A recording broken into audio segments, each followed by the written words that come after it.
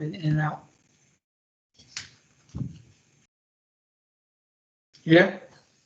Yeah.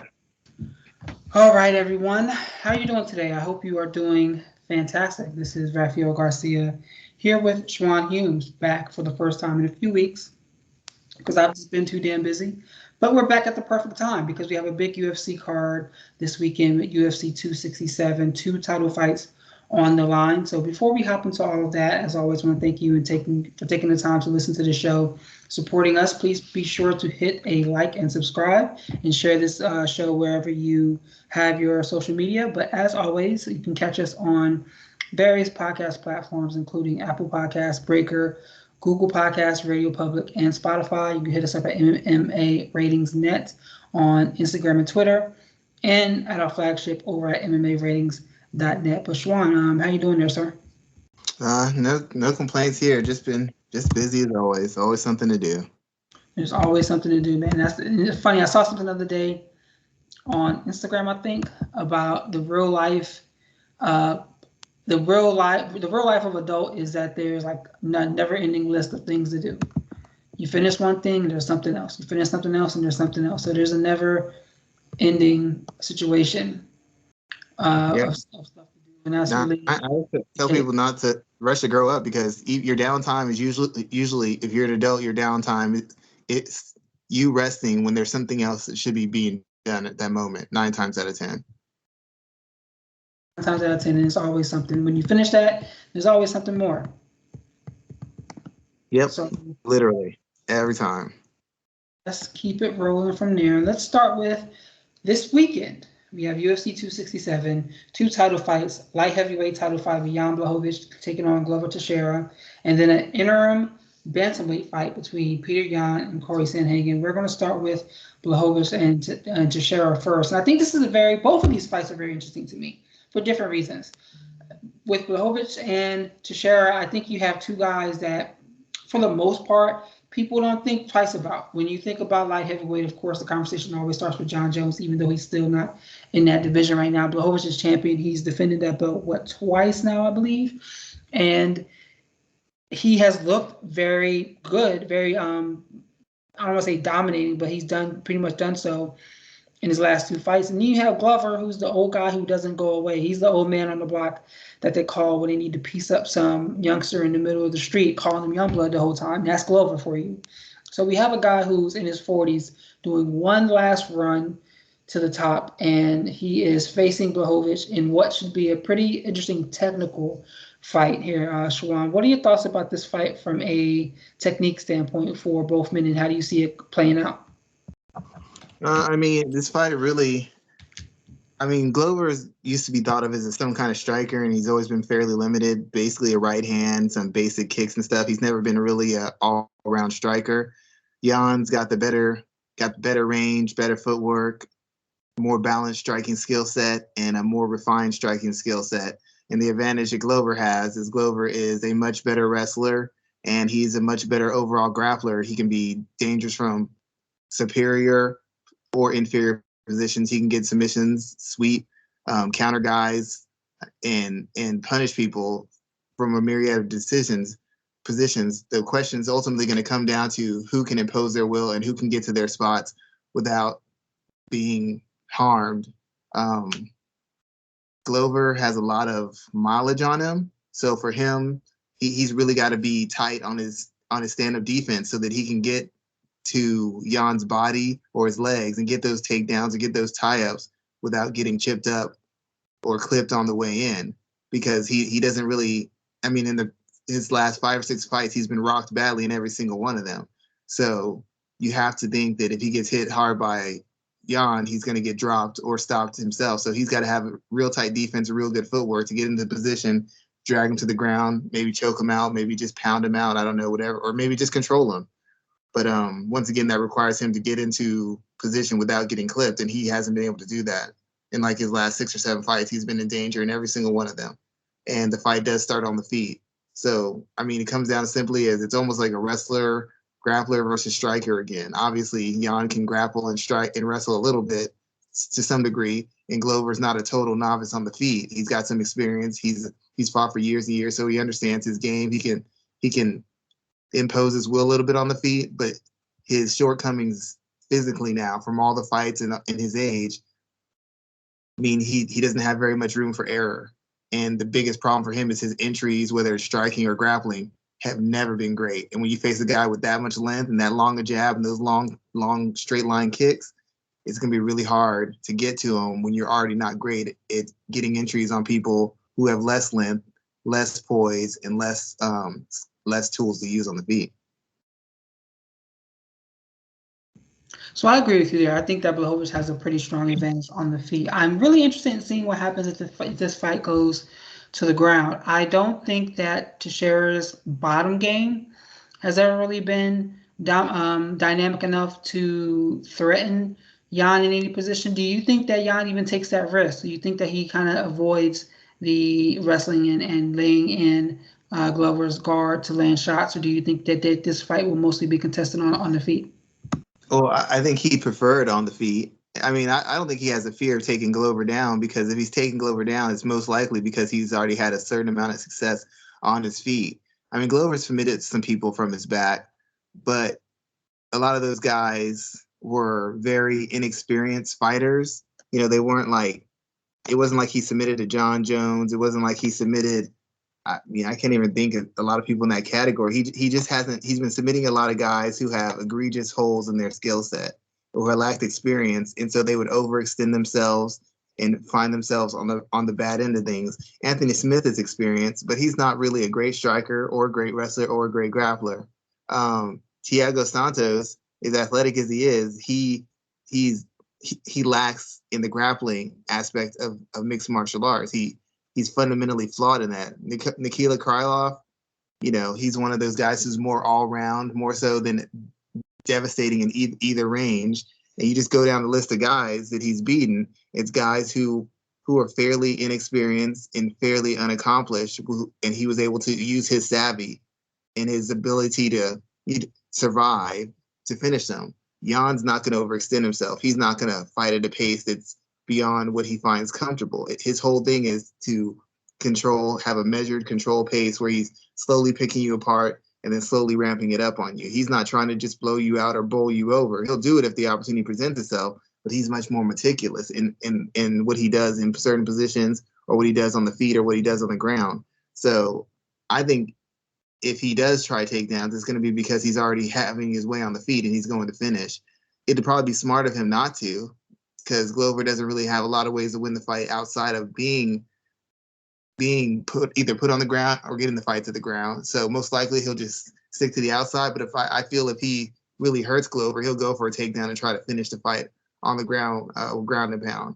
But honestly, I don't know if the fight gets to the ground if Jan doesn't take it there. I just don't know that Glover has the explosiveness or the slickness or diversity in his entries to get to his body and to quickly get him down. He might get into position, but I don't think he has the horsepower to just drag him down anymore. And I don't think he has the depth of skill in his wrestling takedowns where he can transition from one to another and off balance him and get him where he wants to be. He might do it maybe once, maybe twice, but I have a hard time imagining him doing it after that, just because of Jan's length, his footwork, and the steady pace he puts out as far as the volume he throws on the feet. I agree with you on that. I don't think that Glover will be able to get the fight down on the ground himself, because that's where he does a lot of his work from a wrestling game. He has a great top game. He's great at passing, and he's great at doing a lot of damage when he does pass. But if he can't take you down, that's a whole nother situation. And I don't see him taking Jan down at any way, shape, or form. So let me ask you this, because we're both looking at Jan to come out the victor here. There's a lot of conversation going on about who's the greatest light heavyweight in the sport right now. Obviously, we can't count Johns because he is doing whatever the hell he's doing, and he's moving on to heavyweight. So we have this fight, and then we have Corey Anderson in the Bellator tournament. If both men win out, who is the top light heavyweight in the sport today? I mean, popular theory would tell you it's Jan, because he's still fighting, even though the UFC's light heavyweight division isn't that much better than Bellator's. It's still better than Bellator's, you know. And like I said, if there was a chance for those two to fight again, I guess right now you'd have to say Jan. He is the champion. He is the champion. He has the most recent win over Corey Anderson. He beat him. He beat him most recently. And generally, he's fought better opposition. Even Israel Adesanya might be a middleweight, but Israel Adesanya as a middleweight is probably better than the majority of Bellator's light heavyweights. Dominic Reyes, while not particularly skilled or high IQ, probably in general, if he was in Bellator, he'd probably be top 3, top 5 light heavyweight there as well. So it's like he's facing better opposition, and to a degree, Anderson is being successful in Bellator. Even if he wins Grand Prix, whatever, the fact of the matter is he was losing against the same competition that Jan is winning against. So until something dramatic happens, it's hard to put him ahead of Jan, regardless of what you think of their styles, regardless of what you think about them personally, it's hard to put him ahead of him because Jan is still winning in an organization that Corey Anderson could not compete in. If we're just being straight up and down. So you're going Jan. I'm kind of leaning in that direction too. They are 1-1 against each other. If they fought again, who do you pick? I haven't seen enough of Corey Anderson. He hasn't really taken punishment, and his biggest thing has been when he's taken punishment, when he's been forced to take shots or take big shots or take volume. He didn't take any real punishment in Bellator yet. So until I see how he absorbs and recovers from abuse, I can't pick him over Jan. Jan is even though he had a size advantage against Israel, there were moments where Israel was really putting it on him, and Jan was still able to navigate that. I don't know that Corey Anderson would have navigated that. Even against Dominic Reyes, Dominic Reyes had some big moments of success offensively. I don't know that Corey Anderson would have been able to navigate that if he got hit with those same shots. I don't know if it's a matter of skill. The styles work well for Corey, but Corey's always been a guy who's been able to be finished dynamically because he can't take a lot of punishment and he can't recover from it very quickly. And I don't know that, and that doesn't change with age. It doesn't get better with age. And as I said, we haven't seen him get hit first. It's like the Michael Chandler thing. Michael Chandler looked great until someone punched him in the face. Someone punched him in his face. He didn't look as good. And I don't know. And Anderson has not yet had his chin tested there for me to know whether he's addressed that issue or not, or whether it's gotten worse or not. Good stuff there, sir. Let's move on to the co-main event. This is the fight I'm really interested in because we have an interim title on the line. I just wrote a preview for this for Fanside MMA a couple of hours ago. And, looking at some of the data that I found, I am leaning Sandhagen to pick up this fight. I'm leaning Jan to pick up this fight. My apologies. The reason why is because I think Sandhagen, from what I've seen from him in the past, he does a great job of pushing a pace, striking from range, but that pace is like a roller coaster. It goes up, goes down, goes up, goes down. I think that's what created the space to allow TJ Dillashaw to sneak out a split decision victory when they fought back in July. I think that Jan has enough in him to be able to weather some of those peaks, but he's going to punish Sandhagen in the valleys. And Jan's pace continues to rise, as we saw when he fought Aljamain Sterling. Sterling came out the gate red hot, but he couldn't keep that pace up, and then he was end up almost getting himself hurt from that point forward. So, Schwan, how do you see this fight playing out between the two, and who do you think is going to win? I think you have a pretty good read on it. Jan is a bigger, more physical fighter than Sandhagen is. So you know that, and Sandhagen, as good a grappler as he is, he's not the greatest wrestler. So I know that Sandhagen can be pushed up against the fence. I know he can be taken down. I know he can be bullied to a certain degree. Because I already saw TJ Dillashaw do that. And Peter Yan, in my opinion, is a better athlete than Dillashaw. He may not be a better wrestler than Dillashaw, but he's a better athlete as far as being more explosive, being more dynamic, maybe even more flexible, having a better sense of balance. All the things that you combine to be a better athlete. He's a better athlete than Dillashaw. So Sandhagen won't have that huge athletic advantage that he had over Dillashaw, because against Dillashaw, he was a step and a half ahead of him at all times. when he had those big moments of offense, Dillashaw couldn't get away from him. Dillashaw couldn't even really match him. He had to just get his hands on him and physically maul him and lean on him and chop him down. He couldn't stay in an open cage exchange with him. He just wasn't fast enough. He wasn't dynamic enough. He just had to throw volume and hope he could get his hands on him and get takedowns and force him up against the cage and control him so that he could punish him. I think Jan has enough durability to navigate the big spots of offense, but also he has enough skill in seasoning as extended striker that he can start making the reads and he can start picking Sandhagen apart. Like you said, Sandhagen is very explosive in moments, but when he's not being explosive, he's not really doing much of anything. And the worst thing about him is he has a tendency to look for the highlight reel play in every fight. He could just throw jab, jab, jab, front kick, but he's going to throw a spinning elbow or throw a big high kick or a flying knee out of the blue. And it's great and it's dynamic and it catches guys off guard. But the fact of the matter is if those shots don't end fights or those shots don't land cleanly, then in between those big moments of offense, he doesn't really have much. And that's what happened against Dillashaw. He just got outworked. But Jan's going to be able to do the same thing. I think he'll just be able to do it in a more punishing manner. The risk for Jan is good as he can be on the feet. His MO is like Dillashaw. It's volume, it's physicality, and it's pressure, which means he's going to have to take a certain amount of punishment to stay. He's going to take a certain amount of punishment just to impose his will in the fight. So Sandhagen's going to have opportunities to land on him. I just don't think Sandhagen's going to be able to land the right shots to put him away. He'll land some big shots. He might even have him hurt and shelling up for a period of time. But I don't think he's going to be able to close the show. And if he can't close the show, then essentially Jan's size, his physicality, and his volume is going to overtake. It's going to overtake Sandhagen. I don't think he's physically strong enough to keep him off or to get off the fence. And I don't think even though he hits hard enough to back him up, I don't think he throws enough to really consistently back Jan up. And once Jan figures out his timing and the pattern of what he's doing, because there's always a pattern, even when you're being creative and dynamic, there's a pattern to it, then he's going to start walking him down. It'll be a real touch and go fight because Sandhagen can finish at any time. But in between him attempting to finish, I expect Jan to kind of rough him up and back him up.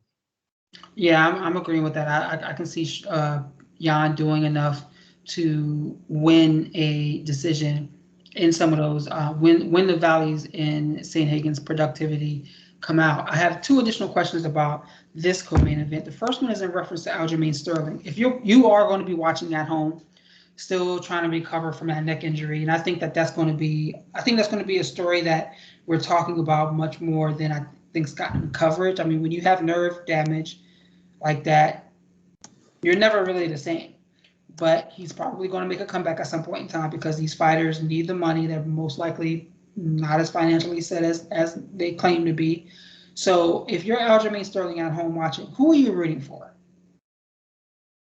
He probably is rooting for Sandhagen. He's already beaten him, and he beat him pretty easily. He pressured him because if you're backing Sandhagen up, Sandhagen's not nearly as dangerous on the counter because he's not a consistently active counter. It's really these big, huge moments of offense. So when he pressured him, he got him up against the cage, threw him down, and submitted him pretty easily. Over Sandhagen, he's got a physicality advantage. He's got a strength advantage, and I think he's probably a little bit better of an athlete than Sandhagen. So I would think he'd prefer Sandhagen. He's already fought Peter Yan, regardless of what he says, and I can't speak for him. I don't know what he thinks, but regardless of what he's telling me, I watched that fight, and if Yan doesn't almost intentionally foul him, there's no way he wins that fight. Yeah, he came out early and he was throwing volume, but the volume wasn't really getting through. He was just winning because he was throwing a lot and Jan wasn't throwing anything in return. Jan was just covering up, letting him work, trying to find his pacing and trying to find his rhythm. But he didn't really do any damage with all that volume. He just kind of controlled the pace because he was throwing so much. And once Jan figured him out, not only was he beating him up on the feet, he was throwing him around and taking him down and completely shutting down his wrestling. So I don't know what I think Sterling fought the perfect fight against Jan as far as his abilities, and it wasn't anywhere near close enough. He fought a perfect fight against Sandhagen, and it was more than enough. It was easy work for him. And one last thing about Sandhagen is, as dynamic as Sandhagen is, and all these big explosive knockouts, and people say what a dynamic, incredible finisher he is. If you look at the record of who he's finished, it's guys who are really shop worn, guys who had kind of gone through hell and been exposed as being less than durable, or who had the durability beaten out of them over their career. The dynamic KO over Frankie Edgar, at this point, Frankie Edgar doesn't have the chin, the recuperative ability he had 8 years ago. He's not the same Frankie Edgar. It's impressive because, Frankie Edgar's only been stopped so many times. Yeah, but Frankie Edgar's no longer in his prime. He's primed to be stopped now. Knocking out Marlon Moraes, that looks great when you look at it initially, but you look at how Moraes has performed since, and you're like, he might have just been done. And in that case, Moraes had him in trouble early.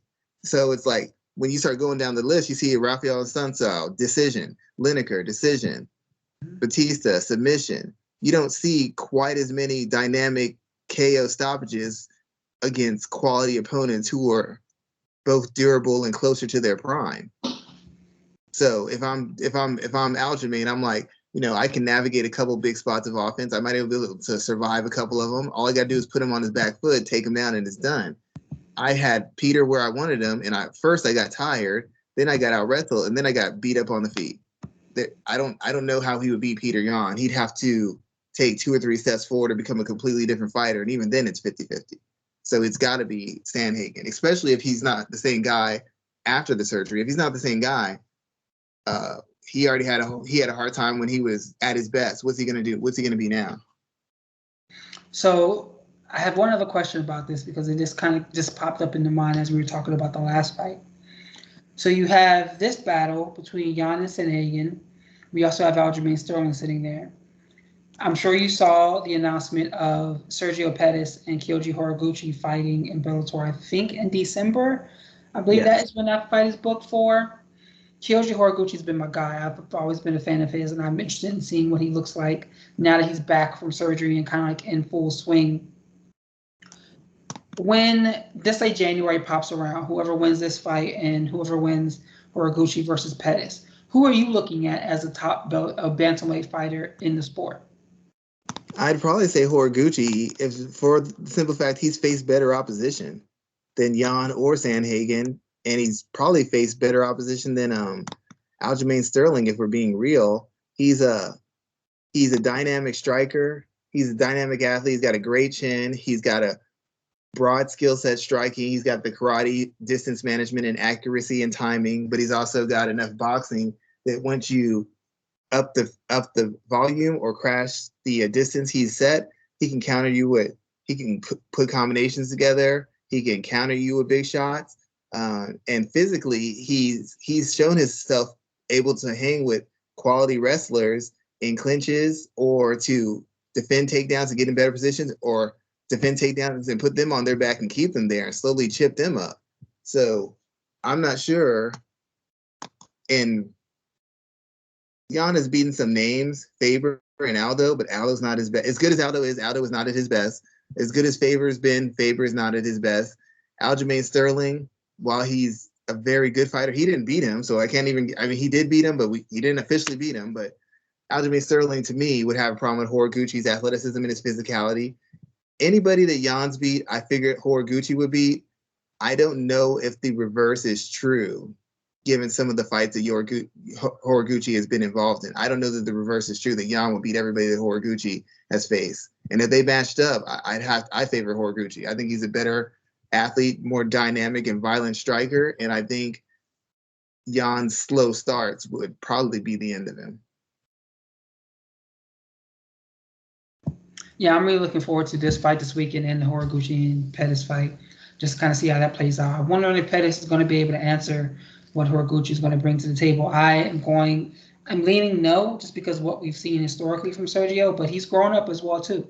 So let's see kind of what that fight looks like. If we look at the rest of UFC 267, that entire card, Schwan, what else are you looking at as something that stands out to you on Saturday? There's Khamzat versus Jingliang. That's his first fight back after COVID. He was on a hot streak. People were talking about him possibly being a contender or title challenger, and he kept challenging everybody and having his name in the MMA headlines. But then he had COVID, and I think he's been out for what, the better part of a year, maybe even two. No, probably just about a year. No, it's been a year. It's been about a year, so I'm interested to see that fight because he doesn't have a lot of names on his resume. It's a lot of guys who are like third tier fighters, fourth tier fighter, guys who aren't particularly accomplished. And the wins he had didn't really tell us a lot about him. He just got momentum because of how much he talked and how, he'd been fairly dominant in his fights, but he hadn't really beaten qualified guys who were skilled enough or athletic enough to challenge him. Now I think he's fighting at welterweight, correct? Yes. Yeah, so he's probably assuming his strength and his durability is going to allow him to wrestle and back guys up and bully guys, and it may in fact do that. But it's going to come at a cost as far as his gas tank and his cardio. So he likes to impose his will on the feet and impose his will on the ground. If he can't do that easily, or if the other guy pushes the pace back on him, given his time off and the COVID issues, I'm not sure how he holds up. And we've never really seen him have to go into anything other than maybe a plan A. I don't know what his plan B is. I don't know what he's like when he can't get the takedown or he hits a guy with his best shot and the guy comes back with 3 of their best shots. We have no idea. We've seen so little of him. So he's fighting a big, physical, aggressive guy who will punish you on the feet and will not accept bad positions. So if he can just control positions easily and just dictate terms because of his size, it'll be fine. But if he tries to take down and can't get it and gets punished, or tries to get a clinch and he ends up with his back against the cage eating shots, I have no idea what he's going to do. I know his opponent won't fold. I know his opponent will have to be stopped or beaten into submission, but we don't really know how tough, how durable, or how creative Khamzat is. We have no idea because he's never really been tested. He's never really been pushed. We don't know what he'll do under duress. Yeah, I'm interested in seeing how he looks as well too, and I think they've done a good job of kind of keeping his name out of the build for this weekend, just in case if he doesn't look good. Clearly, he was someone that the UFC was ready to strap their horse to. I mean, he was scheduled to fight Leon Edwards, Yes. and that's something that when you look back at that, we're like, not that was a piss poor decision or something like that, but it was a clearly set up fight for Edwards because they want to strap this guy up and get him in the title picture as quickly as possible. But we haven't heard too much about him coming into this Saturday's card, and I think they've done a good job of hiding him away just in case if he doesn't look good or if he has further complications from COVID. Yeah, it'd be hard to look good with given his style and given, I mean, we have no idea to be honest, I don't know much about him as a fighter. He's big, he's strong, he's aggressive. I don't know if he maintains aggression when he gets hit back. I don't know if he maintains aggression when he gets tired. I don't know what happens when he can't get to the positions he wants to get. He looks dynamic when he can get them. What happens when he can't? I guess we're going to find out. So one other thing that stood out to me is Amanda Ribas. She's coming back as well too. She's not even on the main card. I think she's on the preliminary card, which I think is the right slot for her. What do you see? Because the last time we saw her, she was getting pieced up by Marina Rodriguez, getting finished by her. She's fighting Jandiroba, who I think this is a good fight for both women because Jandiroba, she obviously she can go on the floor, but she's a little bit more reckless with her striking because she uses it to get in close and get the fight down to the ground here. Ribas versus Jandiroba, Schwan, how do you see this fight playing out? Because this is one that I really have my eye on for Saturday. Well, the thing about Jandiroba is she's gotten better with her striking. It's not great, but it's a little bit more educated. What helps her is, unlike a lot of grapplers, she's not afraid of getting hit, and she's perfectly willing to get into heavy exchanges because that sets up takedown attempts for her, or even if you're just swinging back and forth, you could end up in a clinch and find yourself off balance and end up on the ground either way. So she's not going to be scared off with strikes. She's going to be fully willing to engage in a firefight because she believes she can submit anybody on the ground. And she's tough enough that she can hold her own. I mean, when she fought Mackenzie Dern, who's a big hitter, she was right there and it was basically give and take in each other's face, exchanging blows. And she held up well under Mackenzie Dern's power. And I think Dern's a bigger hitter than Ribas. What Dern isn't is a more balanced or more accurate striker.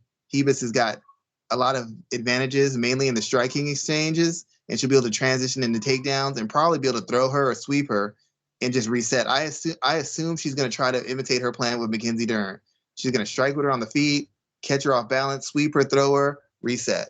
Slam her, get back up, reset. She doesn't want to get in extended exchanges with John Jaroba because it's a losing proposition.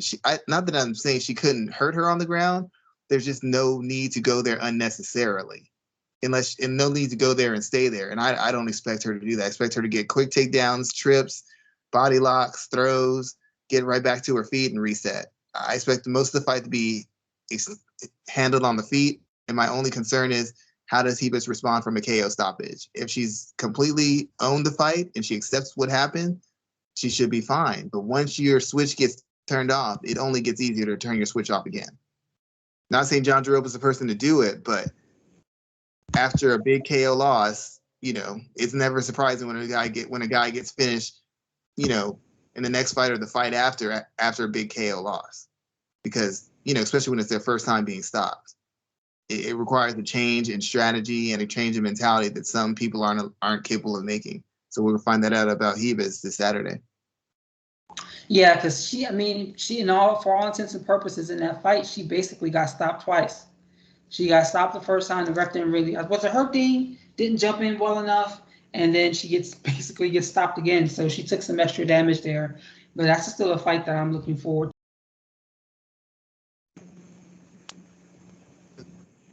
Good amount of time off, kind of recover, because I don't think she's fought in a year and a half. Oh, that was this year. Was it? Yeah. I feel like she's been on the cage for a really long time. That was this year. Okay. She got knocked out by Marina Rodriguez back in, that was January. So almost a year. Yeah, so she took some time back, and I like when they take time out to really, hopefully, look at film, make some adjustments, and get their head on straight and take the appropriate rest instead of rushing back in to face someone and then, moving further down the title picture because they don't want to take the long road, which is actually better for them long term. So I have good feeling about this for Ribas, but I do have concerns because, like I said, it's her first knockout loss, and it was a pretty bad one. So we're gonna find out, because she's not gonna have some of the advantages she always has in fights, and that's what got her in trouble last time. She wasn't able to just dominate every single position. So once again, she's fighting someone who she won't be able to dominate every single position against. Good. So let's move on, and let's talk about. Let's stick with the agenda, because we got some news to talk about coming out of PFL that we'll hop on in a second. Did you see that Clarissa Seal just lost? No, I didn't. Yeah, she lost via split decision. We'll be talking about that in a second. Kayla Harrison still hasn't fought, so I'm trying to save a little bit of time and see what happens if we can get that in on the show as well too. But let's talk about Shakur Stevenson. He picked up a dominant win over Jamel Herring on, I think that was this past Saturday as well too. What are some of your thoughts about that fight there, Schwan? Tell some of our viewers and listeners more about Stevenson and why he's someone that we should see more of. Well, it's a good fight. The reason Stevenson is going to start making some headway is because he's been talking the talk and trying to walk the walk. Yet Teofimo Lopez, who had that huge win over Lomachenko, but in between COVID and his mandatory fight being pushed back, he hasn't been in the ring for over a year now. I mean, Lomachenko's had a comeback fight and has another fight scheduled, and Teofimo I think he's supposed to fight in November. So it's like he hasn't really done anything. Gervonta Davis has had 2 big wins, and while they've been high-profile, highly covered wins, it's not over elite guys. Leo Santa Cruz isn't elite at the weight class that Davis beat him at, and Mario Barros isn't an elite 140-pounder. He just isn't. He's a good quality fighter who had a belt, but he wasn't elite. And then you have Devin Haney, who beat Jorge Linares, but Jorge Linares lost to Lomachenko, and after that, Jorge Linares had lost 2 of his last 5 fights and gotten stopped in a couple of them. So even though he's a seasoned and accomplished veteran, he was a guy who was maybe a little bit better than 500 coming into the fight against Haney. What Shakur Stevenson has done is he faced Jamel Herring, who was on a 4 or 5 fight win streak, had defended his title multiple times, and he came in there and he made Jamel Herring look like he didn't belong in the same ring with him. He outclassed him as far as an athlete. He outthought him as far as a tactician, and he outskilled him as far as the fine art of boxing. And Jamel Herring's not a bad boxer. He's not Floyd Mayweather, but he is definitely a professional, well-prepared, well-drilled, well-conditioned, mentally tough fighter. And he was never really in that fight at all. In fact, Shakur came in there looking bigger and stronger, and actually in spots bullied him as well as out-athleted him and outskilled him. He beat him in every phase of the fight. Distance, inside, mid-range, athleticism, IQ, and just straight out fighting, outfought him. So that's very impressive. That's more impressive than Davis's wins because it's over a guy who's on a win streak at that weight class and was a defending strong champion. It's more important. It's more impressive than Lopez because Lopez hasn't done anything since. Lopez is just faded from everybody's memory because he hasn't done anything except talk. It's more impressive than Ryan Garcia's win over Campbell because Campbell was never a world champion. He had lost in his multiple attempts at world championships. So basically, this is the most, and it's better than Haney's win because even though Linares is a former champion, one of the better technical boxers offensively, the fact of the matter is he's nowhere near what he used to be back then, and he still had Haney in trouble in the last 2 rounds. Shakur Stevenson dominated this fight from beginning to end against a defending champion, an established champion who was on a solid win streak. That means something. That's something the other guys haven't been doing. They've been beating guys from smaller weight classes. Even if they beat a guy from a bigger weight class, he's not the class of fighter that they are. So Shakur Stevenson has really stamped himself. And then he called out Oscar Valdez. He didn't call out anybody else. He wants the biggest name with the most belts in the division. He's demanding that fight. Now, I don't think he gets that fight, but he's being very loud and he's being very purposeful in what he's trying to do with his career. So right now, he's got all the momentum because he's shown great athleticism. He's shown great maturity. He's shown great physical tools as far as his strength and his physicality, and he's shown great boxing skills. So right now, he's at the forefront. Ryan Garcia's out. He's injured. Devin Haney is going to fight Jojo Diaz, but Jojo Diaz, even though he's accomplished some things, I wouldn't say he's at the same point that Jamel Herring is right now. And Gervonta Davis is facing another guy who's got a belt, but a guy who isn't nearly as accomplished or as consistent as Jamel Herring has been right now. So they might have more wins, but I don't know that anybody's had a better win outside of Teofimo Lopez. But once again, he hasn't fought in like a year and a half, so he's lost any and all momentum from that. Shakur Stevenson probably is one of the top 5 future faces of boxing. And right now, he's a total package. I still don't know how well he takes punishment. I still don't know what he does in the war, but I know it's going to take a special kind of fighter to put him in either one of those positions because he's that good technically and he is that focused on his craft. I mean, some people said he's close to Mayweather, and I don't think that's the case, but he's one of the few fighters who I won't laugh when they make that comparison as far as legitimate skill sets. Good stuff there, sir. Is Stevenson the fighter that will help us get to some of these big fights that we've been waiting to see for so long? Well, once again, there's people across the street. Gervonta's with PBC. Ryan Garcia's with Golden Boy. Devin Haney's with Eddie Hearn. So being with Top Rank, that's going to limit some of the opportunities, but he's definitely someone I think is willing to concede some things to get the fights done. I think he really believes he is much better than every single person out there, and he doesn't have anybody really calling the shots for him. I think he determines who he wants. Now, he might not be able to get him, but I think he really determines who he wants. Gervonta Davis has Floyd deciding who and when he's going to fight. I'm not saying Davis is scared. I'm just saying that's the case. Ryan Garcia, his decision making has been very spotty at best. Now he's having injuries. Devin Haney, nobody seems very interested in fighting him, to be quite honest. I think Shakur really has a moment right now where he can really build on it, but he needs that other big fight. He needs to be able to do something that puts him up in the air of great champions or great stars in boxing. Skills are not a problem. His courage is not a problem. His ability to talk and have an interesting storyline is not a problem. The problem is going to be finding the right fights. And nowadays, everybody wants to make sure they get the right payday, which I understand is a business. But in between getting these paydays, they're costing their legacies and they're losing the fans' interest because we're getting fights we don't ask for and fights that aren't competitive, when it should be easy to make the most difficult and most challenging fights out there. But nobody seems very interested in taking them. I believe that Shakur Stevenson is one of the few who is. Him and Devin Haney, I think, want to fight the very best. I don't know that either one of them will get that opportunity, but I know they're going to do their best to try and get it. To try and get it. Good stuff, my friend. Good stuff. Always classic breakdown of boxing there. Let's move on to, let's talk about one more topic in boxing, which is a little ridiculous. You may have seen this news this week. I think it came out yesterday, I believe. But there are rumors of a potential boxing bout between Dan Hardy and Tyron Woodley. A contract has supposedly been sent to Woodley's camp from Hardy. Is this something we need to see? Do we need to see this? Or should we just laugh at it like the relative who brought some nasty food to the Thanksgiving family dinner?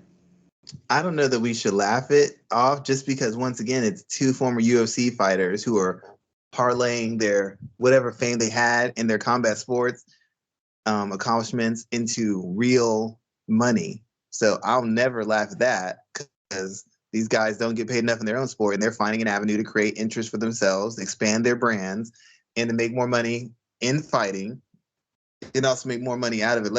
Regardless of how that fight between Jake Paul and Tyron Woodley was, that buildup with Jake Paul allowed us to see a different side of Tyron Woodley. It allowed him to really show his character, his charisma, his thoughtfulness, his introspection, his introspectiveness. And a lot of people who couldn't stand him before now think Tyron Woodley's some sage, thoughtful, positive, business-minded master planner. They're like, look at how he took Jake Paul apart in these talks. Look at the stuff he's saying and the emotion he's showing and the perspective he's given on combat sports and on life. You know, he's changed the narrative on himself in one of his worst fights ever. He's still changing narratives. So this really helps his brand, and it really helps his pocketbook, because he got paid very well to be in this fight. Dan Hardy's smart. He talked trash about Tyron Woodley, and I'm not saying it wasn't genuine or it wasn't a setup, but he created a lane for himself to make money and to partake into the increased Q rating that Woodley had. He saw that Woodley was getting some heat. Woodley's got a bigger brand now. Woodley's got a name, you know. So now Dan Hardy's in that sphere now, and now Dan Hardy can make probably more than he made in the UFC for any one fight by fighting Tyron Woodley, and not having to fight him in an MMA match, fight him in a boxing match, which in theory he should have an advantage, because he's probably a much better striker. I'd probably say a more seasoned and more skillful striker, not the athlete that Woodley is, not the power puncher that Woodley is, but a better striker. So he's not having to fight him in a more dangerous setting. He's going to get paid more money. He's going to have an opportunity to sell himself and who he is and what he does, which is going to help his brand moving forward, whether he continues to cover MMA or he continues to do independent work outside of working with the UFC. This can only help him go up. So while it's not high-level boxing, it is still two high-level combat athletes who are going to take it seriously. And even if you don't buy that angle, it's two combat athletes who were probably underpaid the majority of their career, who are finally getting the money that was owed to them 2, 4, 6, 10 years ago. Do you see, well, we've already seen this becoming a trend with a lot of the fighters that we've seen at the top of MMA, but when does it end? Because I don't want to see these two guys on a boxing card, you know, 0-1 professional boxer and 0-0. Well, I think Hardy actually had an amateur boxing career, but even still, I don't want to see that. Like, maybe it has a place if it's on an undercard of a Canelo Plant card or something like that. Then it could probably have some value there, but I don't need to see a boxing card built around these two guys. Well, I don't know if you need to have it built around, but if you have good fights built around them, then it'll be worth the money anyways, even if the fight's underwhelming, because you'll have lots of good fights around it. It doesn't have to be a good fight. for people. I mean, some boxing fights don't have to be good fights for people to like them. They just have to be fights. If Tyron Woodley and Jake Paul was a sloppy, terrible fight, but it was a lot of punches thrown and they were getting rocked and dropped left and right, people wouldn't care about how sloppy it was. People would have been like, they came to fight. I got my money's worth. That's why some people like Floyd Mayweather and Andre Ward get cracked on, even though they're showing high-level skills and they're breaking someone down and beating them up. People want to see that back and forth action. They want to see someone tested and really have to pull through or walk through some fire or get back up or take some huge shots and continue fighting. They want to see the physical manifestation of what it's like in real life, where you're fighting for every inch, you're going back and forth to accomplish your goal. That's what they want to see. And technicians don't always give you that. So as long as Woodley and Hardy are ready to fight, people will think well enough of it. Does it need to be promoted like it's some high-level fight? Nobody thinks it's a high-level boxing match. It's just got interest because you have two guys who are accomplished combat sports athletes trying another sport. Just like if you had Lomachenko and Terrence Crawford's too big. But let's say Terrence Crawford was smaller because he used to wrestle. Let's say Lomachenko and Terrence Crawford fought MMA. Lomachenko's got a sambo background. Terrence Crawford's got a high school wrestling background. He's a pretty good wrestler. It wouldn't be high-level mixed martial arts, but you can't tell me people wouldn't pay to see it. Tyson Fury, Deontay Wilder train a year in MMA and then fight for an MMA match. That would headline any UFC event because it would be the two biggest names fighting each other, even if it's a terrible skill set. People would still. Man, I mean, it would. It totally. I mean, didn't James Tooney headline when he fought Randy Couture? Was that the co-main when Randy Couture and James Tooney fought? Now I gotta look it up. Hold on, give me a second. Now I have to look it up because I think it was a co-main of a Tito card. Probably. All right, so James Lights Out Tony fought Randy Couture back in, when was this? Okay, here we go. Back in 2010, 11 years ago. Yes, it was. It was the undercard of Frankie Edgar, BJ Penn 2. UFC 118. But think about it, like Clarissa Shields. She's not a great MMA fighter. Yeah, she's an accomplished boxer, but she's not an MMA fighter. Mm-hmm. Her win over a fighter with a losing record who's not ranked in the top 50 was all over ESPN, all over Fox Sports, had multiple memes and finishes, and people were talking about it. It trended on Twitter. Who was she fighting that was so great? Was that a great example of mixed martial arts? God, no. But it still got attention, and that's all it is. It's still combat. She's getting mean right now because she lost to a 3-0 fighter, or a 2-0 fighter, actually. This is actually her first loss in any combat sport as a professional. Yeah, and she's definitely getting memed up right now. I think it's weird because I don't want to defend Clarissa Shields because she said some wild shit over the last couple of days, but there's also the piece of it where mixed martial arts they're going to jump on a black woman, an outspoken black woman, any opportunity they can. So that also plays into a part of it as well. But she did lose. She lost a split decision tonight. And that actually gives us an opportunity to segue because Kayla Harrison's fighting tonight. She has not fought yet, but she's fighting a 3-1 fighter, so she's probably going to smash her just as what. But Taylor's big. Taylor's a big woman, so we'll see if she can keep her off with the range. But I expect bad things. There's a way to get to Harrison, and for some reason, either nobody has the skill to do it or nobody has the will to do it. But it's embarrassing that everybody keeps fighting her the same way. I don't understand it. So let me actually use that as a conversation point because I'm sure you saw what Dana White said about her this week, basically telling her to take the money and stay in PFL instead of coming over to the UFC, where I didn't know, but now her and Amanda Nunes are training together, so I doubt that fight would be easy to make. But there's a couple different things that kind of break out from what Dana said. First off, he's admitting that he's not willing to pay her what she's worth, what she's getting in PFL. So that's that. What is she really worth, though? I mean, she gets paid a lot of money, and I get that, but do the ratings match up to that? Is she that big a star? Because Dana White's not willing to pay her because she doesn't have Ronda Rousey's kind of fame and star. She doesn't have Cyborg's kind of fame. She doesn't have Misha Tate's she doesn't have Holly Holm's kind of appeal. See, here's the thing though. She could easily, I believe if she signed and promoted the same type of the same way, she could draw in numbers to guarantee at least a six-figure pay. And the reason why I'll say that is because of Michael Chandler.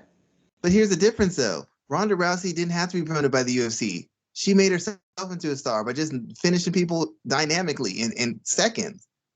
The UFC didn't make Ronda Rousey. The UFC didn't make Misha Tate. The UFC didn't make Cyborg. I think they played a bigger part in the stars that they became when they became it.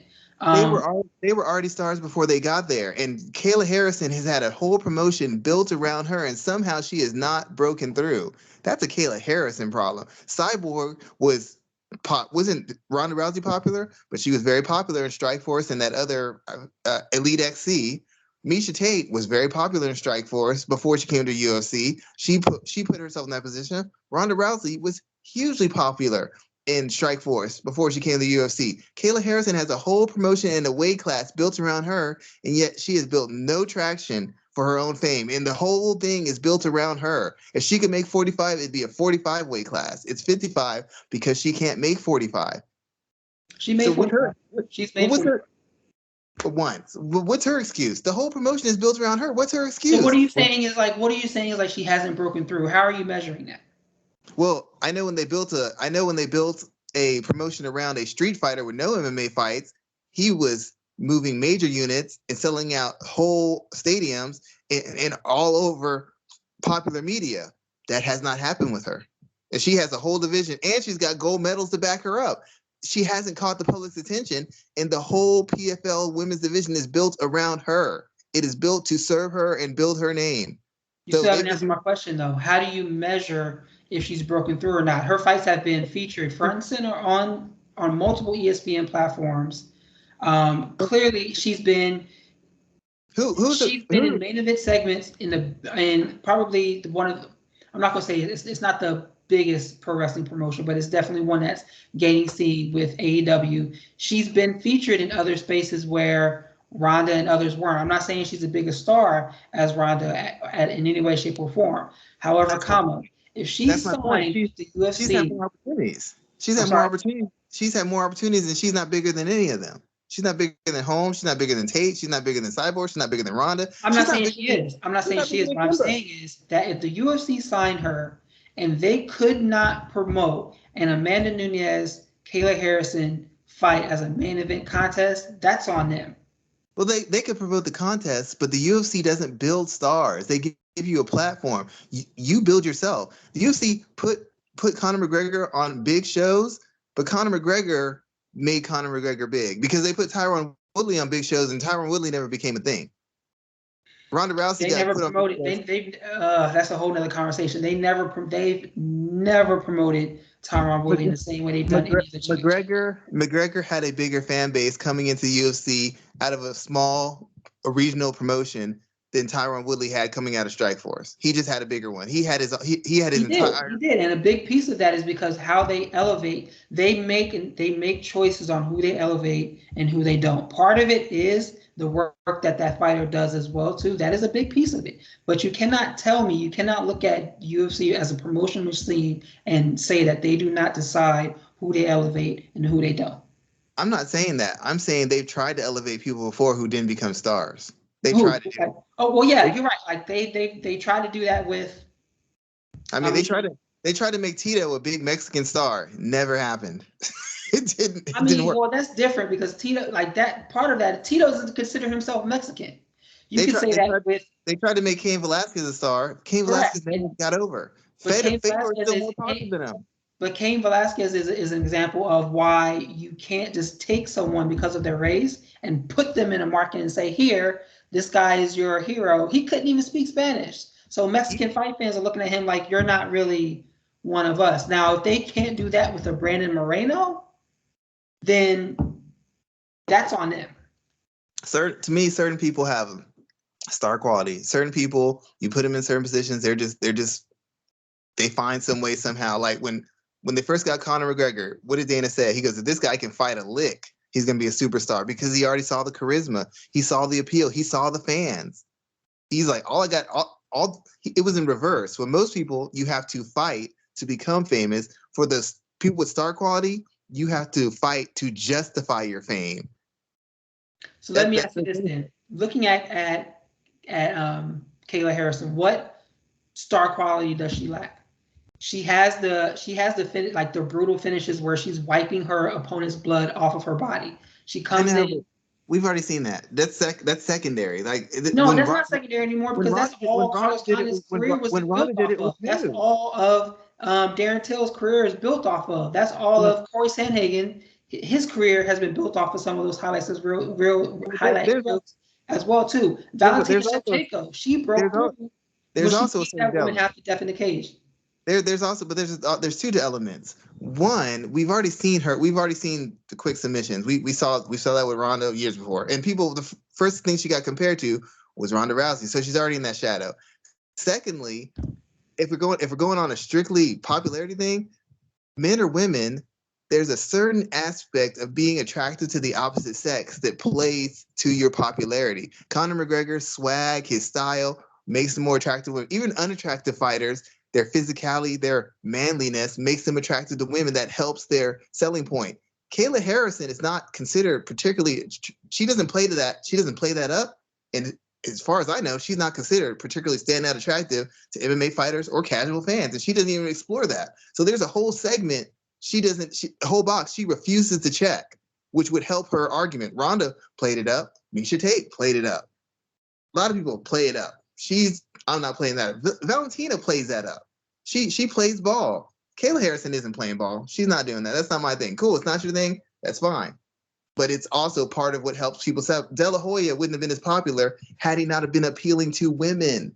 Floyd Mayweather's money and his style made him appealing to women and made men want to be him. Most women don't want to be Kayla Harrison, and most men don't want to be with a woman like Kayla Harrison. That's what the ratings tell me.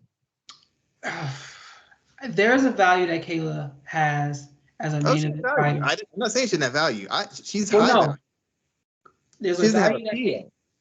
There's a value that Kayla Harrison has as a main event fighter that should be built around her, because the same way the detractions have been played against Amanda Nunes, I feel like the same type of detractions are being played against Kayla. And Kayla's resume, not her resume, but her highlight reels there's space there to look at what she's done from a highlight reel standpoint and say, we can promote this.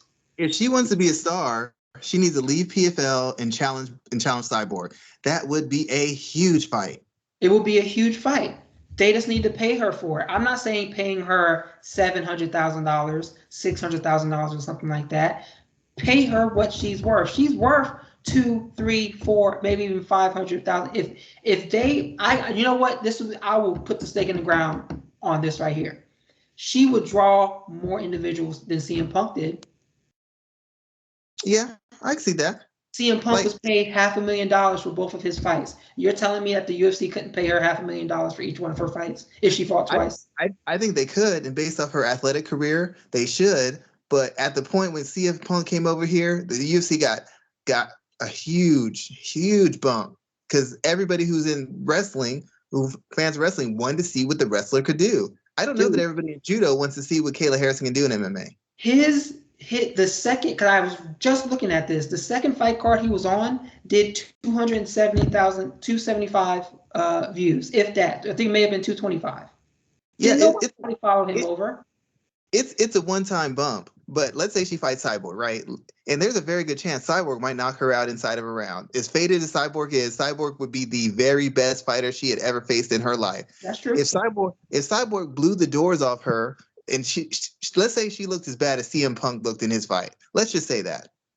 And then you try to sell her on another pay-per-view. Her numbers would go down too.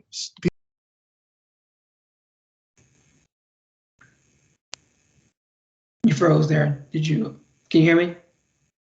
Cyborg survived her beating because she's been so dominant so many years. Kayla Harrison, everybody knows she's been beating up on fighters who are underweight and who've been put in position for her to crush. There's never been any question about whether she wins or not because she's facing fighters who were brought in to lose. Ronda wasn't facing fighters who were brought in to lose. Ronda was facing girls who people thought could beat her, and she just ended up beating them. They were like, "Oh my God, she's great." We knew these girls that Kayla Harrison's fighting ain't here to win. I would argue that. I would argue that the only woman I think that was even looked at as a true test of Ronda Rousey was Sarah McMahon. I mean, Ronda defended her title against Besh Kohea. Miesha Tate, people thought that was going to be a 50-50 fight. At what point? Maybe the first one.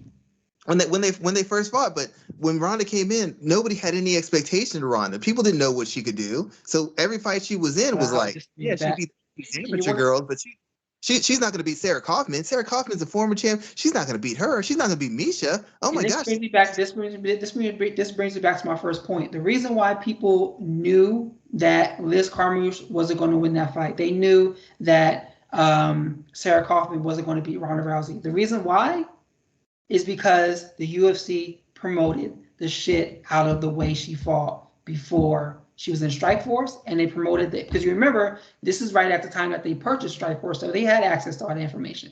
But they promoted the shit out of the way she finished women left and right. That's why Liz Carmouche came in as a huge underdog. Sarah Kaufman came in as a huge underdog. Miesha Tate was closer, especially because that they were on Tough together, and people were buying into Miesha Tate as a quote unquote good, like that. The good guy versus the villain, but she was still the underdog, and people were surprised and excited that Miesha Tate made it out of the first round. I know, but that's because, like, you look at Kayla Harrison. I like Kayla, but the fact of the matter is, when Dana saw Ronda, Dana said, we need to make a women's division because we need to get a hold of this star. He hasn't seen anything from Kayla's own, and if the onus is on Kayla's team to make her appealing enough where Dana says she's worth that. It's not good enough just to win your fight. Different position. Back then, he needed Ronda Rousey because they did not have, the UFC as a promotion didn't have the sway and the strength that they had back then. Without Ronda Rousey, UFC doesn't get an ESPN deal today. So it's unfair to say that he can look at Kayla now and say we don't need her, because if Rousey was in the position that if Rousey was in the position that Kayla's in now today, Dana will look at her and say, we don't need you either. If Dana thought that Kayla could do something for him, like make him money, he would reach out to her. He doesn't believe in her. I don't think that's the answer. And I'll give you one more example before we move on. Dana White got into a bidding war with the WWE over Gable Stevenson. Olympian, charismatic as all hell, athletic as all hell, who said, I want to fight and I want to do pro wrestling. He made it clear. These are the two, 21 years old, I believe. UFC said, no, we do not want to pay you. Go and fight in regional promotions, do the Dana White Contender Series, and then we'll talk to you. Why? Because they are in a different position today than being able to do that. They didn't have to say that to Mark Kerr and other Olympians. They didn't have to say it to Daniel Cormier, other Olympians who fought in the UFC. They're in a different position today that they can play hardball with other individuals. That's why Gable Stevenson is doing pro wrestling, or he will be doing pro wrestling after he gets done with college, because that was a better financial opportunity to him. If Dana White was willing to pay him more money, he would have been doing MMA. It's the same situation here. Dana does not need to pay these fighters more money because he's in a position where I can say no to you because I'm already guaranteed, $3 billion with the ESPN deal. All I got to do is put on fights. Well, Kayla has a better option right now, so there shouldn't even be a discussion. She gets paid better over there. Why do you want to leave somewhere else when you get paid so well? She wants to leave somewhere else because she wants that big fight, but she wants to be paid for it, just like everybody else. Then she'll have to do what Floyd Mayweather did. Floyd took less money and let Oscar run the show so he could get that big fight, and then he called shots afterwards. So even Floyd Money Mayweather took less money to get where he needed to go. Different contracts, man. He was able to buy himself out. He wasn't Floyd Mayweather. He wasn't Money Mayweather then. He fought Oscar. When he did that, he was still Pretty Boy Floyd. Then he became Money Mayweather after that because he was able to buy himself out of the contract. UFC athletes can't buy themselves out of contracts. Schwan, you there? I think we may have lost him. No, Schwan, you there? I can see you. Yeah, I'm here. All right, man. Bet. So that's gonna be the last topic for today because Kayla still hasn't fought, and it's almost 12 o'clock, and she still has not. Like their pacing is ridiculous on that card. But let's go ahead and close it out. What are some of the things that you're working on? I've actually turned in 5 articles. One about Caroline Kovacevic, where her career went wrong. I did another article on why fighters fight at higher or lower weight classes, kind of explaining the thought process behind it for the fighter and for the camp.